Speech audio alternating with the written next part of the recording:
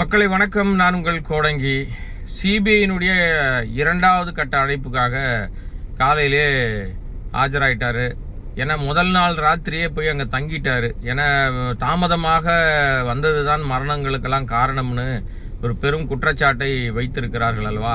அதோட உண்மைத்தன்மை தெரிஞ்சதுனால தான், ஏன்னா இவர் தானே காரணம் அதற்கெல்லாம்.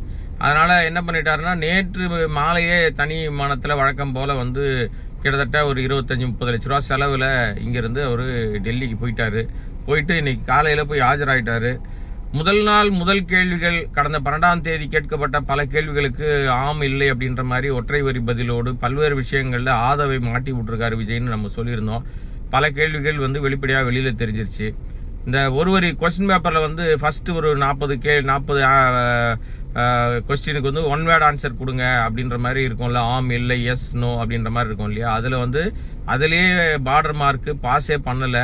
பல கேள்விகளுக்கு தெரியாது, எனக்கு ஞாபகம் இல்லை, நினைவில்லைன்ற மாதிரி சீன் போட்டிருக்காரு. சினிமா டைலாக் மாதிரி பேசியிருக்காரு. அதிலேயே சிபிஐ அதிகாரிகள் கொஞ்சம் கடுப்பாய் தான் வந்து தொடர்ந்து மறுநாளும் நாங்கள் ஆனால் பொங்கல்னு சொல்லிட்டு ஒரு பொய் சொல்லிட்டு வந்தார். பொங்கல் விழாவை கொண்டாடலை. நம்ம அது சம்மந்தமாகவும் பேசியிருந்தோம்.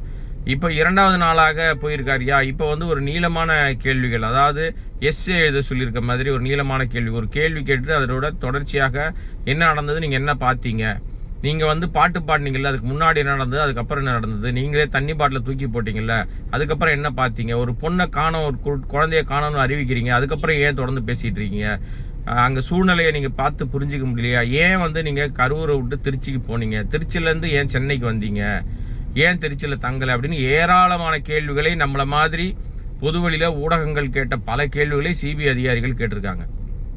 எந்த கேள்விக்கும் முறையான பதில் இல்லை. இதில் ஹைலைட்டாக ஒரு விஷயத்தை மட்டும் வந்து சொல்லியிருக்காரு. என்ன சொல்லியிருக்காரு அப்படின்னா, நான் வந்து நாமக்கல்லேருந்து கரூர் போவதற்கு தாமதமானதற்கு ஏங்க லேட்டாக வந்தீங்க, நீங்கள் 4 மணிக்கு வரேன்னு சொல்லிட்டு ஏன் 7 மணிக்கு போனீங்கன்னு கேட்டதற்கு உலகமாக உருட்டியிருக்காருங்க விஜய். அதுதான் இன்னைக்கு இணையம் முழுக்க பெரும் பரபரப்பை ஏற்படுத்தியிருக்கு. என்ன அப்படின்னு சொன்னால், நாமக்கல்லேருந்து நான் கரூர் போவதற்கு எனக்கு ஏன் அவ்வளோ நேரம் ஆச்சுன்னா, அதற்கு முக்கிய காரணம் ரோடு சரியில்லை. ரோடு வந்து வளைவு நெளிவாக இருந்தது, பல வளைவுகள் இருந்ததுனால என்னால் அங்கே சீக்கிரமாக போய் சேர முடியலன்னாரு. அதாவது ஒரு பழமொழி ஒன்று சொல்லுவாங்க, ஆட தெரியாதவன் மேடை கோணல்னு சொல்லுவான். நான் பொய் சொல்லணும்னு முடிவு பண்ணிட்டீங்க, பொருத்தமாக பொய் சொன்னால் தான் நம்புவாங்க. ரோடு சரியில்லை, அதனால நான் வந்து என்ன, ஒரு சிங்கம் படத்தில் சொல்லுவார், நீ 9 மணிக்குள்ள அவன் வந்து இங்கே கையெழுத்து பண்ணோம், அதுக்கப்புறம் எனக்கு வெதர் சரியில்லை, எனக்கு வந்து அது சரியில்லை, இது சரியில்லை, ஃபாக் இருக்குன்னு சொல்லிட்டு லேட்டு ஃப்ளைட்டை டேக் ஆஃப் பண்ணல, லேண்டிங் பண்ணலன்னு என்னத்தான் சொன்னான்னா அவ்வளோதான் அப்படின்னு சொல்லி மிரட்டுவார். யாரு? கதையினுடைய நாயகன் சூர்யா.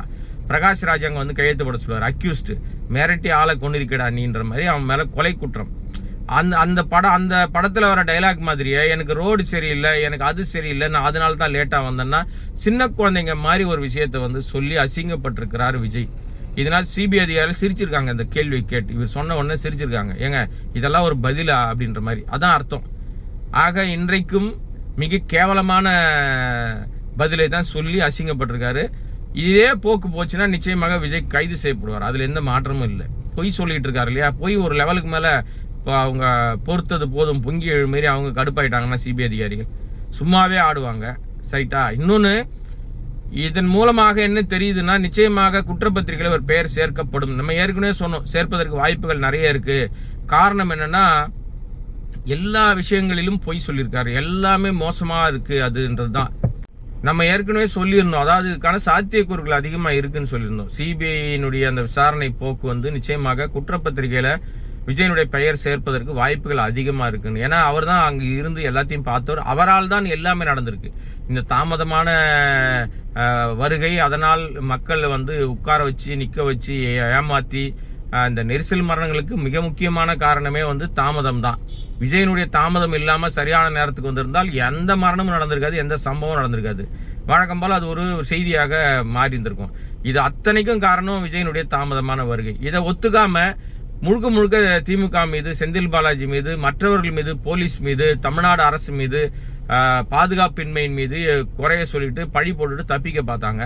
அது நடக்காதுங்க. நிச்சயமாக இவர் வந்து குற்றப்பத்திரிகையில சேர்க்கப்படுவார் அப்படின்னு நம்ம சொல்லியிருந்தோம். அதுக்கேற்ற மாதிரியே இன்றைக்கு வருகிற தகவல் என்ன சொல்ல வருதுன்னா, நிச்சயமாக விஜய் குற்றப்பத்திரிகையில் சேர்க்கப்படுவார், அவருடைய பேர் அது இடம்பெறும். குற்றப்பத்திரிகையில பேர் சேர்ந்தா என்ன நடக்கும் அப்படின்னா, நான் மீண்டும் ஒரு நல்ல நீண்ட ஒரு விரிவான ஒரு வீடியோ ஒன்று போடுறேன். இதுக்கு எப்போ இமீடியட்டாக கிடைச்ச உடனே ஒரு தகவல் நம்ம போடணுன்றதுனால நம்ம நேயர்களுக்கு சொல்கிறோம்.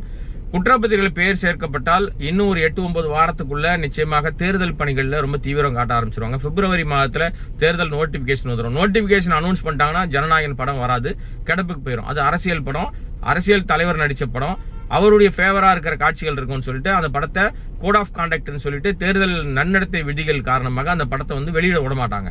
அது அவ்வளவுதான், எலெக்ஷனுக்கு அப்புறம் தான் அது கிடப்புக்கு போயிருமா.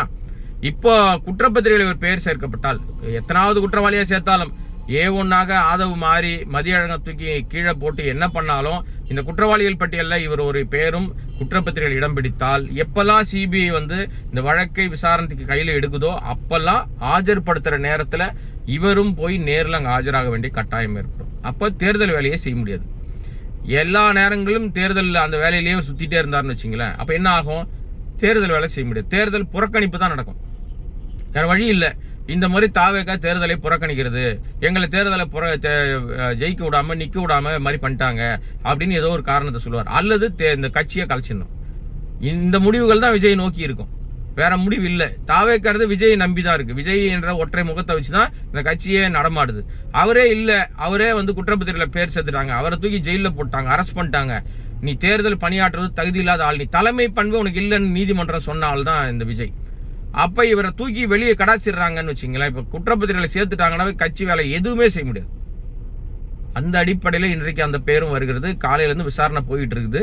இப்ப நான் இந்த வீடியோ உங்ககிட்ட பதிவேற்று இருக்கிற வரைக்கும் பல கேள்விகளை கேட்டிருக்காங்க. அது எல்லா கேள்விகளுக்கும் தப்பா போய் சொல்லியிருக்காரு, உண்மைக்கு மாறான விஷயத்த சொல்லியிருக்காரு. சரி, நீங்க ரோடு வளைவுகள் நிறையன்றீங்களா, அதுக்கு ஆதாரம் இருக்கான்னு கேட்டா ஆதாரம் இல்லை.